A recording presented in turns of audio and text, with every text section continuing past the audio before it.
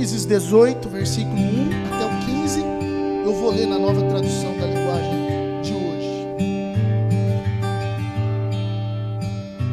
Diz assim: O Senhor Deus apareceu a Abraão no bosque sagrado de Manre. Era a hora mais quente do dia e Abraão estava sentado na estrada da sua barraca. Ele olhou para cima e viu 3 homens de pé na sua frente. Quando os viu, correu ao encontro deles, ajoelhou-se, encostou o rosto no chão e disse: Senhores, se eu mereço a sua atenção, não passem pela minha humilde casa sem me fazerem uma visita. Quando vou mandar trazer água para lavarem os pés, e depois os senhores descansarão aqui debaixo da árvore.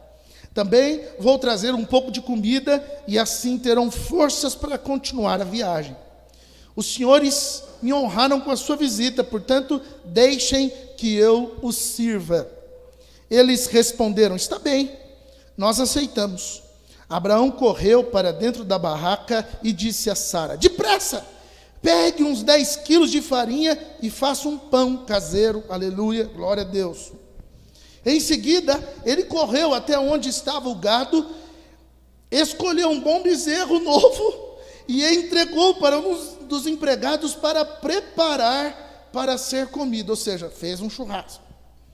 Abraão pegou coalhada, leite e carne preparada, após tudo diante dos visitantes, e pôs tudo diante dos visitantes. Ali, debaixo da árvore, ele mesmo serviu a comida e ficou olhando. Quando eles perguntaram: onde está Sara, a sua mulher? Está na barraca, respondeu Abraão. Um deles disse: no ano que vem, eu virei visitá-lo outra vez. E nessa época, Sara, a sua mulher, terá um filho. Sara estava atrás dele, na entrada da barraca, escutando a conversa. Abraão e Sara eram muito velhos, e Sara já havia passado da idade de ter filhos. Por isso riu por dentro e pensou assim: como poderei ter prazer sexual agora que eu e o meu senhor estamos velhos? Então o Senhor perguntou a Abraão: por que Sara riu? Porque disse que ela está velha demais para ter um filho. Será que para o Senhor há alguma coisa impossível? Pois, como eu disse, no ano que vem virei visitá-lo outra vez, e nessa época Sara terá um filho. Ao escutar isso, Sara ficou com medo e quis negar. Eu não estava rindo, disse ela, mas o Senhor respondeu: não é verdade, você riu mesmo. Aprendendo com os erros de uma mulher, de uma mãe. Raras as vezes a gente vai poder destacar alguns erros que mães cometem. Alguém disse aqui que mãe comete erros. Mas na percepção do mundo, a gente sempre acha que as mães são perfeitas. Como o Felipe viu na mãe a figura do Google humano, né? Tudo que ele pergunta para a mãe responde. A mãe sabe, a mãe nutre uma capacidade de produção de vida e de ensinamento constante. Mas como todo ser humano, mãe também erra. E eu queria, ao homenagear as mães e também pregar a palavra de Deus, eu queria utilizar o erro desta mãe, chamada Sara, que por algum motivo desviou o seu olhar daquilo que Deus havia mandado ela fazer. E de tantos acertos que ela viria a fazer na vida, como sendo a matriarca do povo de Israel, a mãe de todo o povo de Israel, e ela ia produzir fé juntamente com seu esposo, nutrindo no seu filho Isaac todo o poder de uma aliança feita com Deus. Eu acredito que ela cometeu alguns erros perigosos na vida dela, que talvez estejam limitando a nossa vida, e eu quero com isso pedir para você: olha, aprenda com o erro dos outros. Não precisa cair novamente no mesmo erro. Sara já errou há muitos anos, já está aí como um exemplo para nós de alguma queda que talvez nós estejamos cometendo outra vez. O primeiro deles é limitar o prazer. Sara, ao se ver idosa, ao se ver velha, ela disse: eu não tenho condições mais de dar e de receber prazer. O meu dia, ele é nutrido de enfado, cansaço, fadiga, correria. Parece que não é uma coisa do velho, parece que é a coisa da mãe em si, a correria da família. O viver para os outros vai fazendo a gente desbaratinar tudo quanto é tipo de problema, resolvendo para lá e para cá, fazendo 3 coisas ao mesmo tempo, desesperada com o filho, ao mesmo tempo em paz, porque algo vai acontecer lá na frente. É estranho o coração de uma mãe. Assim como deve ser estranho a nossa vida quando nós desistimos de produzir alegria. Quando nós desistimos de produzir alegria, a nossa correria, ela acontece do mesmo jeito, o nosso enfado, ele acontece do mesmo jeito, mas não há recompensa mais. Há um estágio da vida em que nós estamos tão decepcionados com o tamanho do esforço que a gente fez para viver, que a gente não consegue mais produzir ocitocina, como é que chama? Ocitocina, que é o hormônio do prazer. Eu fiquei doente, eu tive a síndrome de burnout, e a síndrome do burnout é a síndrome do esgotamento. E eu demorei para diagnosticar isso, eu vinha cansado, eu vinha fadigado, tudo me estressava, eu queria sempre ficar sozinho, chegava em casa, eu queria ficar num lugar escuro, se alguém falasse perto de mim, me irritava, e eu guardava a minha energia para o pouco de trabalho que eu fazia na igreja, para poder ninguém perceber o que eu estava sentindo. Até o dia que não teve jeito, eu passei mal no púlpito, e aí tive que procurar ajuda, e fui perceber que, na verdade, eu estava com um tamanho de correria, uma tamanha guerra, uma tamanha batalha para sobreviver, e ela não estava me permitindo viver o fim das coisas. A Bíblia diz que o fim é melhor do que o começo, e eu não estava conseguindo ver o fim da linha, eu não estava conseguindo ver mais expectativa, perspectiva, eu já não conseguia mais olhar para frente e ver um horizonte, mas eu tinha clareza que eu tinha que continuar o trabalho. Eu estava no meio de um projeto grandioso na igreja, a igreja não podia parar naquele momento. Se eu parasse ali, eu ia exterminar todo o projeto, e eu fui esgarçando até onde eu pude. No final das contas, foi o prazer que eu perdi. Eu lutei para que os outros ficassem bem, mas fui eu que fiquei mal. Parece que esse é um diagnóstico familiar. Parece que a família, ela existe para fazer a gente correr por um propósito, e quando a gente chega no final desse propósito, nós estamos velhos, cansados, inflamados, cheios de dores para todos os lados, e a gente não conseguiu aproveitar, não conseguiu degustar da vida, porque a gente estava ocupado demais para ser feliz. Talvez se eu e você pudéssemos ver o fim da nossa história antes dele acontecer, seria melhor, não é verdade? Se a gente pudesse saber qual é o final da novela antes dela começar, a gente ia ficar menos ansioso. Eu gosto muito de filmes ou séries de ação, de suspense, e de repente você fica nervoso quando o fim não chega, porque a gente não sabe exatamente como ele vai terminar.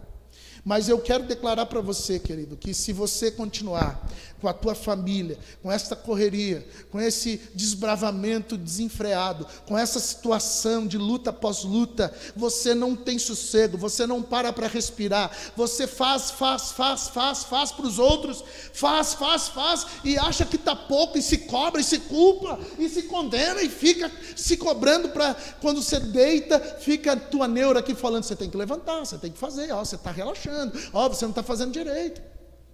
E muito mais ainda do que inflamar o nosso coração, a gente começa a perceber que o outro relaxou, e aí a gente quer condenar o outro, porque o outro desistiu, deixou sozinho, enfim, eu tenho que fazer tudo sozinho.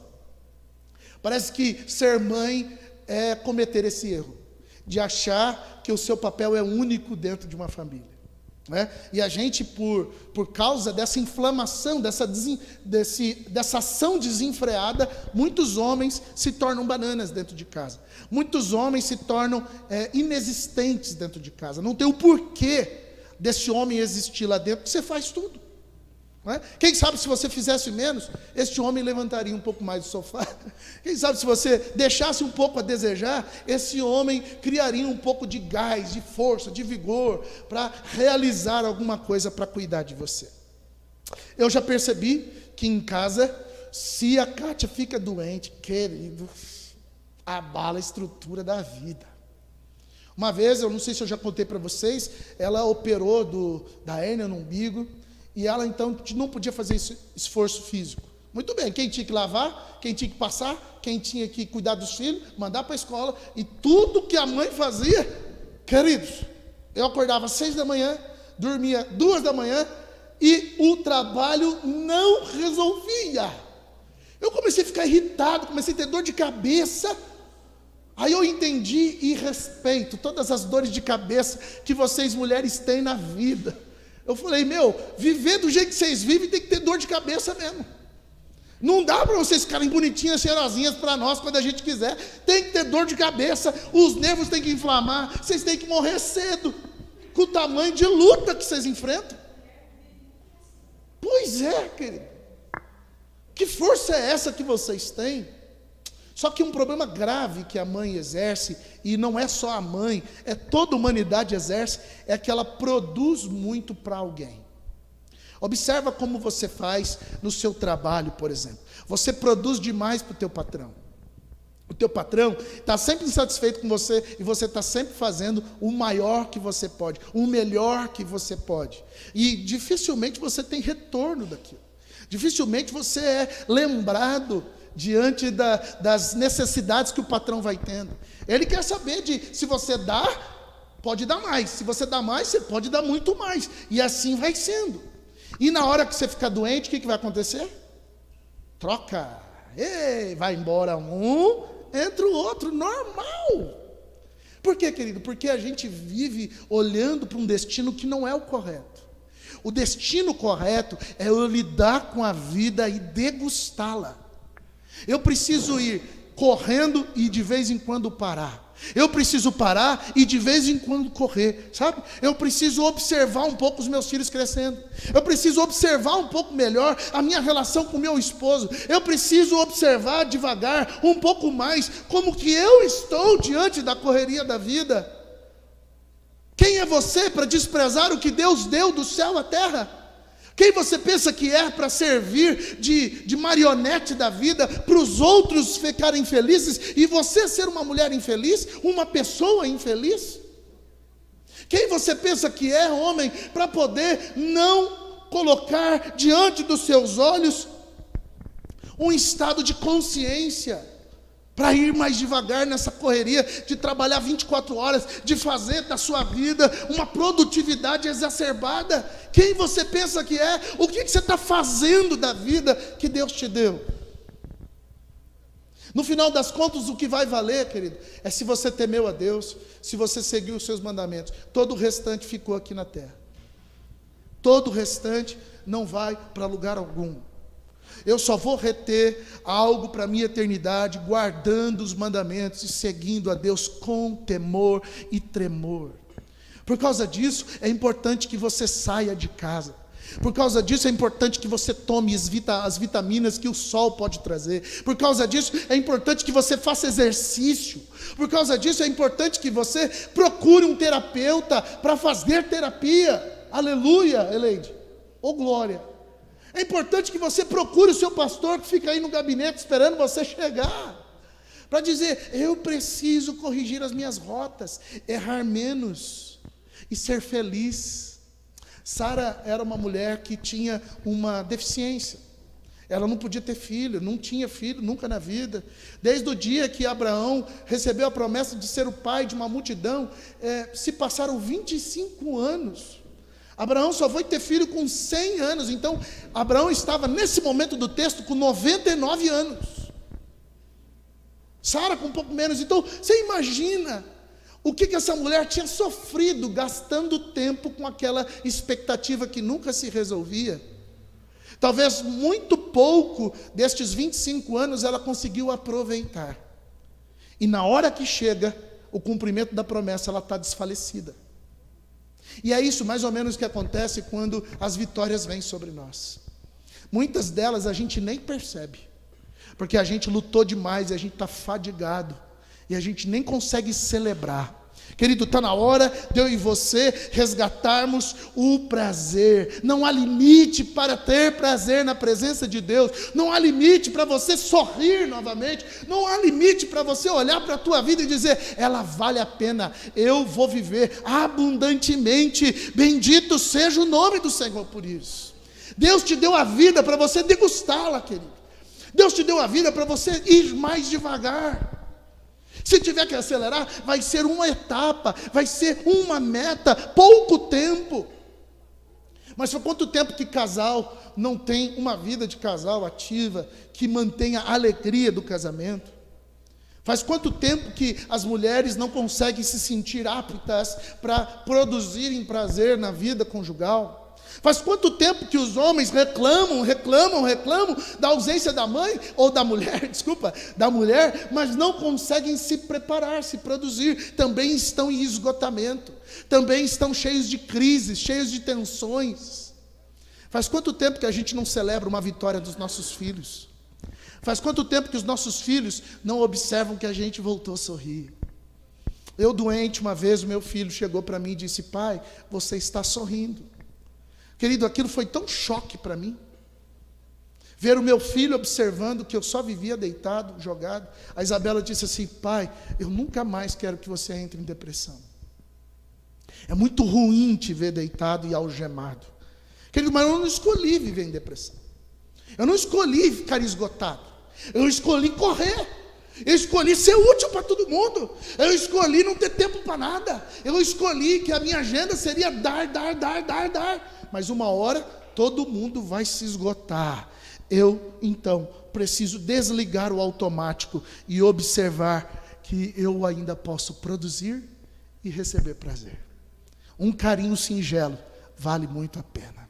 Que Deus dê para nós essa consciência e não um limitador para o prazer da vida. Bom, segundo erro que Sara cometeu, desacreditar das promessas antigas. Deus não é homem para mentir, nem filho do homem para se arrepender. Deus é aquele que fala e vai cumprir. São 25 anos que ele está produzindo força e vigor para cumprir sua promessa. E eu fico pensando, Deus, o senhor também, hein? Por que o senhor não deu 5 anos depois? Pô, é fácil esperar, né? Por que o senhor não deu 2 anos para frente? Né? Deu a promessa, já logo em seguida já ficou grávida e já teve o filho. Por quê? O que Deus queria com essa esticada de tempo? E eu fico pensando, o que Deus quer com a esticada do tempo? Eu me lembro que quando eu estava em Bernardes, 2 anos antes da gente ir embora, Deus avisou que a gente ia embora. 2 anos. E a gente pedia a Deus que quando a gente tivesse que ir embora, que a irmã, a tia Débora era a nossa parceira de oração, de comunhão, enfim, de tudo, que ela fosse avisada primeiro. E há 2 anos antes da gente sair, ela sonhou que a gente estava indo embora e que ela batia no chão dizendo, não é o tempo, não é o tempo. E Deus consolava ela dizendo, sou eu que estou fazendo e tudo mais. Querido, foram 2 anos. Pensa que os nossos olhos, durante aqueles 2 anos, eles não conseguiram mais ficar só naquele lugar. A gente começou a ter 2 anos de aviso prévio. Imagina você aguentar 2 anos aquela expectativa, vou embora. O bispo aparecia na internet e a gente já falava, é agora. No final do ano a gente falou, é agora. Meu Deus, que pastor que está saindo. E começou a ter aquela revolução dentro de nós. E isso nos gastou tanto tempo. E a gente percebeu depois que quando a gente saiu de Bernardes, nós demoramos outros 2 anos para poder promover o luto da igreja que nós amávamos em Bernardes. Então, 2 anos dentro de Bernardes, nós ficamos inquietos. E 2 anos depois, a gente ficou frustrado pela saída. Dá para entender o ser humano? Então, a esticada estratégica de Deus, nas promessas que vão se tornando antigas, é preparar a nossa estrutura para a grandeza que há de vir. Eu perdi 4 anos da minha vida pastoral, 2 na expectativa de sair e 2 na tristeza de ter ido embora. 4 anos que eu podia ter aplicado mais o reino de Deus e menos estresse para a minha cabeça. Querido, não é porque Deus demora, não é porque a esticada da promessa está grandiosa para você, que não significa que Deus não faz. O problema é que o nosso tempo é que está acelerado demais. O problema é que as nossas expectativas e o orgulho fazem a gente ser teimoso e querer que as coisas aconteçam na minha hora, na sua hora. E Deus nunca vai negociar isso. Deus não cria filhos mimados. Deus não cria gente imediatista. Deus está de olho em pessoas que querem confiar na sua palavra, confiar nos seus decretos. E se Ele disse que vai fazer, vai, uma hora vai.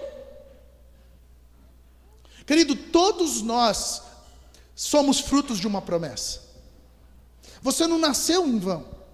Você não nasceu simplesmente para produzir a vida e ela se esvair conforme o tempo e você falecer. Você nasceu debaixo de uma promessa. Deus sonhou com você.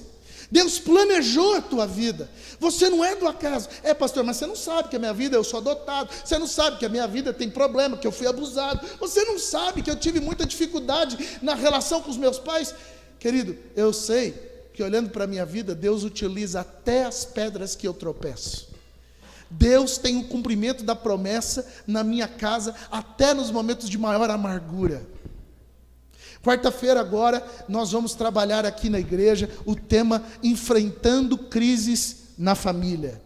Eu e Kátia estaremos aqui ministrando para você, e eu quero convidar você a estar com a gente. Como que nós enfrentamos as crises que nós vivemos?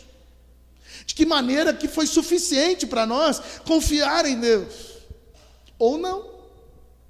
Então, quantas vezes eu e você, diante da espera, a gente está consolidado?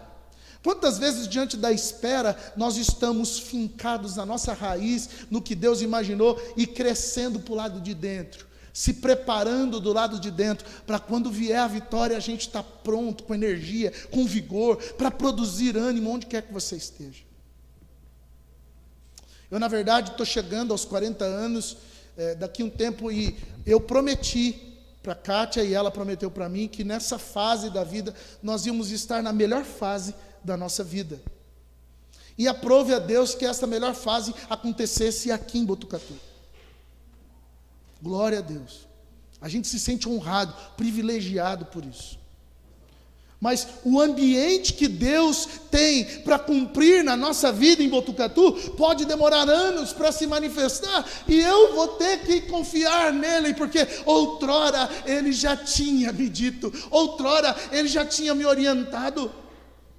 Então agora cabe a mim ficar na minha posição, crescer para o lado de dentro e esperar o que Deus vai fazer, porque quando eu saio correndo sem a ordem de Deus, eu caio, eu tropeço, eu machuco, eu firo, eu estrago. Mas quando eu fico na posição de Deus, podem passar os anos que for, pode passar o tempo que for, uma hora eu vou florescer. Querido, eu quero que você lembre do carvalho. A Bíblia fala que você vai ser o carvalho de justiça, lá em Isaías, se eu não me engano, o capítulo 53, se eu não estou enganado. Ele vai dizer que nós somos carvalhos de justiça. Sabe o que acontece com o carvalho? 80 anos sem produzir fruto algum. Quantos anos nós temos? A igreja? 86 anos produzindo nada. O carvalho fica lá, inerte. Ele é uma flor que parece que não está dando nada, uma árvore que parece que não está crescendo. De repente, depois dos 80 anos, é uma árvore frondosa, que é inabalável, inquebrável, o vento passa e ela está sólida. E eu fico me perguntando, será, Deus, que esta igreja se preparou para este tempo do florescer? Será que nós ficamos enfiados para o lado de dentro da terra, para que chegue esta geração e nós vejamos coisas absurdas, grandiosas, acontecendo em nós e através de nós? Eu só quero que você saiba, a sua casa é grandiosa, A sua casa não é medíocre, a sua casa não é aquele salarinho, a sua casa não é essa sua educação pequena, frágil. Deus plantou você na sua família por um propósito claro. E um dia vai se revelar. Um dia tudo vai ficar claro. Quem já teve vontade de morar em outra família? Não precisa levantar a mão, que sua mãe está aí. Mas eu já tive. Quando criança, eu tive a oportunidade de conhecer várias outras famílias que eram mais ricas, que tinham filhos, que tinham tudo e tal. E eu queria ter aquela vida. Achava lindo.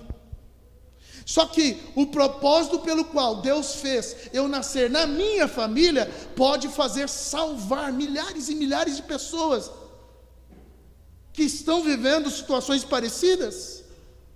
Então pare de reclamar do tempo, pare de reclamar da circunstância, pare de reclamar dos tropeços que a vida te dá. Aproveita para degustar os prazeres e para aguardar com confiança o que Deus irá fazer através de você.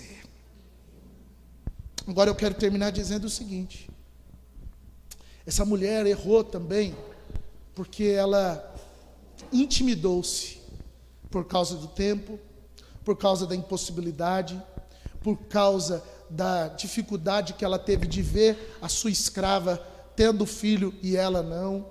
Essa mulher intimidou a sua fé. Querido, eu quero declarar para você o seguinte: o justo viverá pela fé. Não há estrutura, não há mecanismo, não há nenhuma ferramenta, não há nada maior do que a fé. A fé é o atributo de Deus em nós, que faz com que a gente acredite que Ele existe e é galardoador daqueles que o buscam. A fé é a certeza de coisas, de fatos que não se veem. Ou seja, é a habilidade de olhar além, é a habilidade de olhar adiante, é a habilidade de olhar o que ninguém vê. O homem e a mulher cheios de fé, eles estão vendo o que ninguém está vendo. Assim como a fé é a habilidade de esperar aquilo que, como é que é? É a fé a certeza daquilo que se espera e a convicção de fatos que não dá para ver. Eu quero convidar você a não errar mais em relação à tua fé. Você está muito mediano, você está muito medíocre, teu sonho está muito pequeno. Você está dizendo para Deus: eu não tenho muita capacidade, eu não sou muito inteligente igual fulano, eu não sei tal coisa. E você está negligenciando o poder de Deus sobre a tua vida. Quem você pensa que é para dizer que Deus está errado? Quem você pensa que é para desconfiar do dono do mundo? O dono do mundo pôs todas as fichas em você. Você estará em profunda desobediência se você não planejar os teus olhos para se colocar no adiante. Se você não planejar a tua fé para ter certeza de coisas que você está esperando. Tudo que aquela mulher precisava fazer é: se Deus falou, eu agarrei e pronto, vai acontecer. Se eu sou velho, se eu sou doente, se eu tenho limitação, se eu tenho uma empresa que ocupa meu tempo, se eu tenho tal e tal problema, não importa. Porque Deus é capaz de utilizar até a mula para fazer cumprir os seus projetos. Quanto mais as fragilidades da vida humana. Tenta achar por aí alguém que tem a vida impecável. Tenta achar por aí alguém que tem a vida assim, que parece que faz cocô no saquinho, sem cheiro, coloca assim no lugarzinho. Tenta achar alguém que não tem nenhuma fragilidade, nenhuma dor. Tenta achar. Essa utopia faz a gente cansar demais e receber tão pouco de Deus. A vida tem que ser imperfeita para que o perfeito esteja em você. A vida tem que ser incapaz para que o capaz esteja em você. A vida tem que ser pequena para que a grandeza da vida esteja em você. Deus não produziu a eternidade em você, sabe por quê? Para você não achar que você é Deus.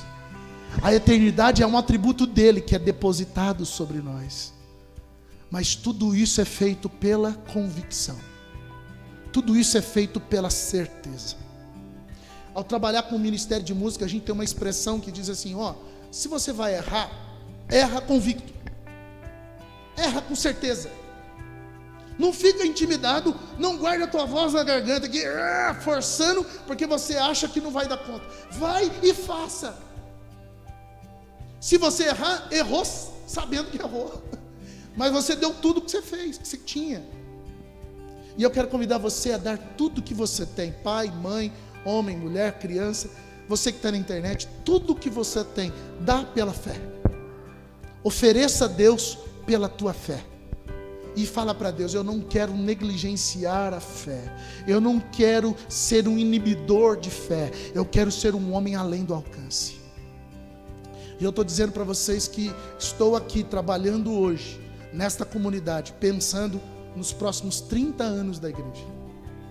Eu não estou aqui pensando que dezembro é a nomeação pastoral e eu vou para uma igreja maior e eu vou ser promovido, nada disso. Eu estou aqui com os meus olhos fixados nos próximos 30 anos da igreja.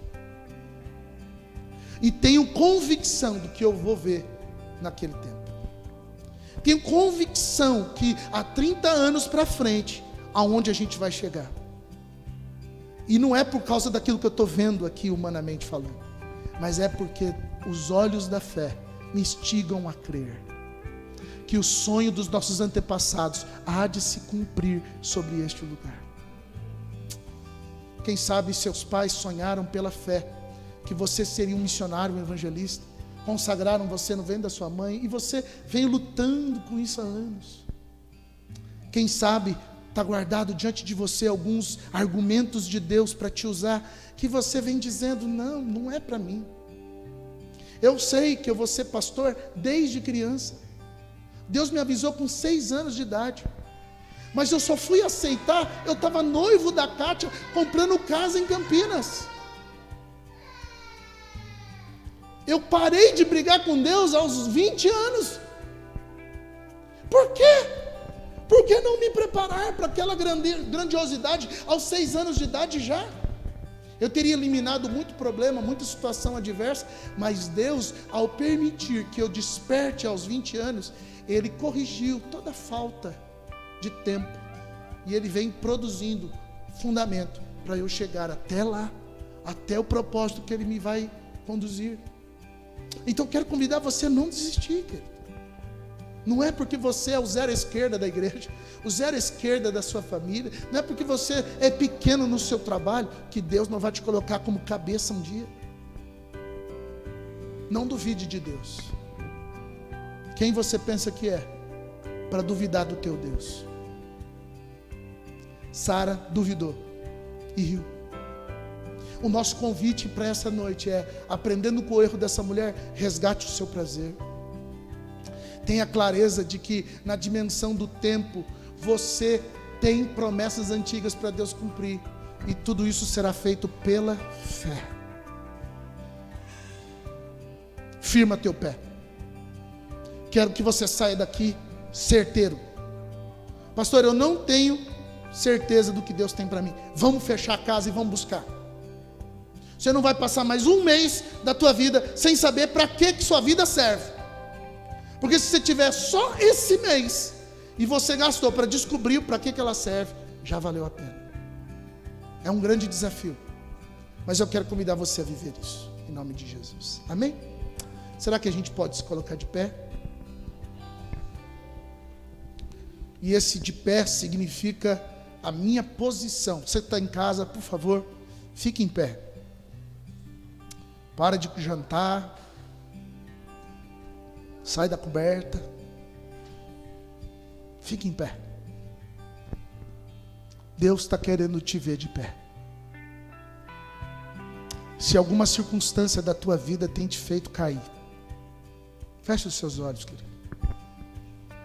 Você que é mãe, você está lutando e não está vendo o resultado. Parece que os teus filhos não estão absorvendo o que você está fazendo. Eu quero convidar você a se colocar de pé. Volte a acreditar. Volte a confiar no teu Deus. E para de se cobrar. Você dá o seu máximo. O que está faltando é Deus na sua vida. Porque é Ele que completará a obra que você tem feito. Você que é homem e tem dado os seus dias para o seu trabalho, e você já observou que chegou no seu limite, eu quero declarar em nome de Jesus, fica de pé, porque Deus não esqueceu de você. Deus não está deixando você no banho-maria, não. Deus está te fazendo crescer para baixo, para quando for a hora de florescer, seja um fruto que não seja desperdiçado. Quero declarar sobre esta comunidade, Pai, sobre a história desta igreja, que Tu és o dono dela, e o Senhor é que sonha neste lugar, e nós, como cooperadores do Teu reino, queremos sonhar os Teus sonhos. Mas não dá para sonhar teu sonho caído. Não dá para sonhar o teu sonho desacreditando dele, rindo da cara do Senhor por dizer que nós viveremos tal coisa, porque nunca antes na história isso foi possível. Mas eu quero selecionar aqui, eu quero separar aqui homens e mulheres que ousam crer, ousam acreditar que Deus não está brincando com esta comunidade, que Deus não está brincando com a porta desse templo aberta, e de que Ele vai cumprir o que outrora Ele havia falado. E se não for a nossa geração, vai ser qualquer geração, mas ela vai se cumprir, para a glória do nome de Jesus. Mas assim eu quero te pedir, dá esta honra para a luta do dia a dia, tanto de mães, de pais, de filhos, filhas. Dá-nos essa honra no nosso trabalho, em perceber que nós não somos qualquer pessoa. Nós somos embaixadores do Teu reino e recebemos autoridade para viver ligados às Suas promessas. Deus, se a gente não estava ligado nisso, fala outra vez.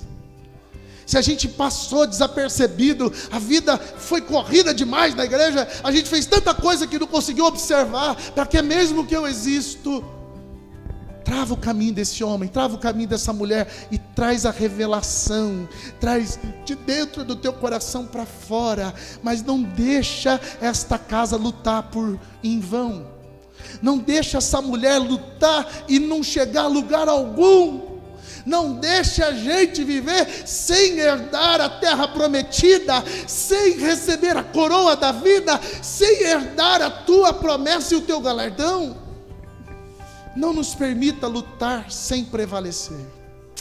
Pai, e sobre o cansaço que temos tido, sobre o estresse que temos vivido, sobre a luta neste período de pandemia em ser uma família, nós declaramos agora refrigério, nós declaramos paz, nós declaramos o Teu amor, a Tua harmonia, o Teu vigor, a Tua autoridade, e ela vai se mover, e ao se mover, vai nos colocando firmes, estacados, seguros, pelo Teu favor, em nós e através de nós.